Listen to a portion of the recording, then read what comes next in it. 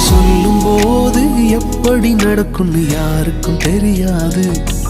அவர் செய்த பின்பு எப்படி நடந்தது எவருக்கும் புரியாது. உண்மை அது அவர் நாமம், உண்மை அவர் அடையாளம், உண்மை அவர் ஆதாரம், சேனைகளின் கர்த்தர். உண்மை அது அவர் நாமம், உண்மை அவர் அடையாளம், உண்மை அவர் ஆதாரம்.